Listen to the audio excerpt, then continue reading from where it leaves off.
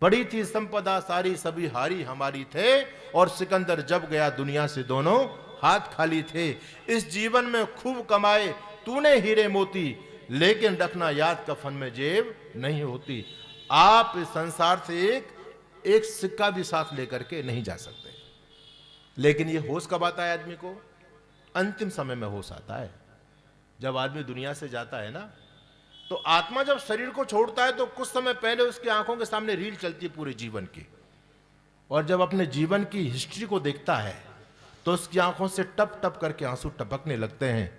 हम ये सोचते हैं कि व्यक्ति दुनिया से जा रहा है, रो करके जा रहा है, ये सोचते हैं इसको किसी की याद आ रही है। किसी की याद नहीं आती उस समय तो व्यक्ति को केवल अपनी करनी याद आती है कि मैंने जीवन में किया तो किया क्या।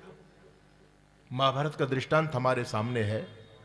जब कर्ण के रथ का पहिया धंस गया तो भगवान कृष्ण अर्जुन से कहते हैं कि अर्जुन, अब मौका है, तीर चलाओ, मारो इस अधर्मी को, कर्ण को।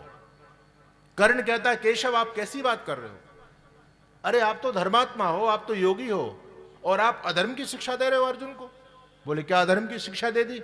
अरे मैं निहत्था हूं, मेरे पास हथियार नहीं है। और अर्जुन, कृष्ण की बात मत मानना भाई, ये क्षत्रिय का धर्म नहीं है कि एक निहत्थे पर हथियार चलाना। कृष्ण, तुम धर्म को नहीं जानते हो, इसको पाप की आज्ञा दे रहे हो। तो भगवान कृष्ण हंसते हैं और कहते हैं, कर्ण, बड़े आश्चर्य की बात है। सुकून इस बात का है कि कम से कम तुझे धर्म तो याद आया, लेकिन दुख इस बात का है कि धर्म तुझको अंतिम समय में याद आया है। अगर ये धर्म तुझे पहले याद आ गया होता तो क्या महाभारत का विध्वंस होता? ये इतना बड़ा देश का, विश्व का विनाश होता? पहले तुझे धर्म याद नहीं आया, अंतिम समय में तुझे धर्म याद आ रहा है। मैं आप लोगों से पूछता हूं, हम लोगों को धर्म कब याद आता है? अंतिम समय या पहले? हम सभी कर्ण ही बने बैठे हैं, अंतिम समय में याद आता। अंतिम समय में याद आने से फायदा क्या है? तो आदमी जब रोता है, आंखों से आंसू टप टप करके गिरते हैं, बोले बहुमूल्य जीवन ऐसे ही निकल गया।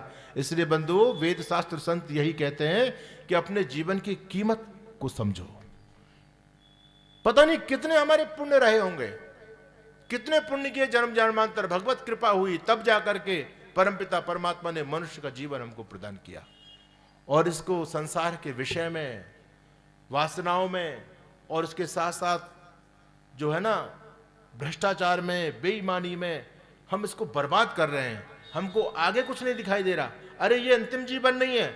अगर इस जीवन की कीमत को हमने नहीं समझा तो फिर हमारा लोक लोकांतर सब कुछ नष्ट हो जाएगा। तो वेद भगवान ने कहा कि उस परमात्मा को हमेशा याद रखना। जब आदमी परमात्मा को भूल जाता है तभी वो पाप कर्म में प्रवृत्त होता है। ईसावास्यमिदं सर्वम यत् किंच जगत्याम जगत। इस संसार में जितना भी जगत आप देख रहे हैं ये सब परमात्मा का बनाया हुआ है, और जो बनाता है उसी का इस पर अधिकार होता है। परमात्मा का अधिकार है, आपका कोई अधिकार नहीं। आप तो केवल कुछ दिन के मेहमान हो बस। और जब जाओगे दुनिया से तो सोचना कि आप पुण्य की अपने झोली में पुण्य भर के ले जा रहे हो या पाप भर के ले जा रहे हो। यदि आप ईश्वर को भूल गए तो समझ लेना फिर हमारी झोली में पाप ही पाप जाएगा, और परमात्मा याद रहा ये जीवन भी सफल हो जाएगा और परलोक भी हमारा सफल हो जाएगा। मां गृधः कस्य स्वित् धनम। अंतिम वेद भगवान कहते हैं कस्य स्वित् धनम, लोभ मत करना। कस्य स्वित् धनम, ये धन किसका है? ये संसार में जो कुछ भी हमको मिला है ये किसका है? हमारा नहीं है। कस्य यानी परमेश्वरस्य। ये जो कुछ भी आपको दिया गया परमात्मा का दिया गया है, हमारा कुछ नहीं है संसार में। हमको तो परमात्मा ने दे दिया है, हम तो केवल चौकीदार हैं। जो कुछ भी मिला वो भगवान का प्रसाद है, और प्रसाद अपने खाने के लिए नहीं होता बल्कि लोगों को बांटने के लिए होता है। इसलिए आपको ईश्वर ने दिया, आप समाज को देते रहिए, जीवन धन्य हो जाएगा।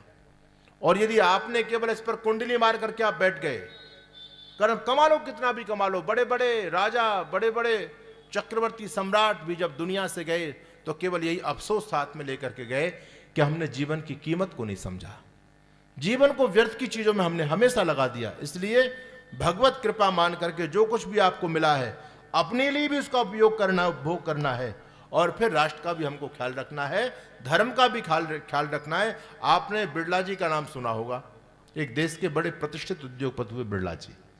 ऐसा कोई बड़ा शहर नहीं है जहां बिड़ला मंदिर ना हो, जहां बिड़ला धर्मशाला ना हो। बिड़ला जी जब दुनिया से जा रहे थे तो उन्होंने अपने बेटे को एक पत्र लिखा, और वो पत्र इतिहास का बड़ा प्रसिद्ध पत्र है। बिरला जी ने लिखा, चिरंजीव बसंत प्रसन्न रहो। बेटा, आज जो कुछ भी हमारे पास है ये सब भगवान का दिया हुआ प्रसाद है, इसको अपना मत समझना। और याद रखना, जितनी भी धन दौलत है, इस धन दौलत को अपने ऐश आराम में, अपने अय्यासी के अंदर, अपने उपभोग में बर्बाद मत करना।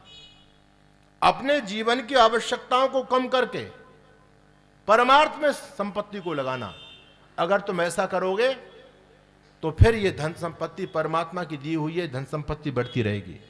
और यदि तुमने केवल अपने लिए इसका उपयोग करना चाहा तो समझ लेना पतन का मार्ग प्रशस्त हो जाएगा। बंधुओं, ऐसी शिक्षा कौन पिता अपने बच्चों को देता है? सोचने की बात है। क्या कह रहे हैं कि धन संपत्ति जितनी भी है उसको अपने उपभोग में कम खर्च करना, बल्कि धर्म के लिए ज्यादा खर्च करना। बड़ी अद्भुत शिक्षा दी, क्योंकि धर्म ही आपका सच्चा सखा है, धर्म ही आपको साथ देने वाला है। इसलिए धर्म के साथ कभी भी कंप्रोमाइज मत करना।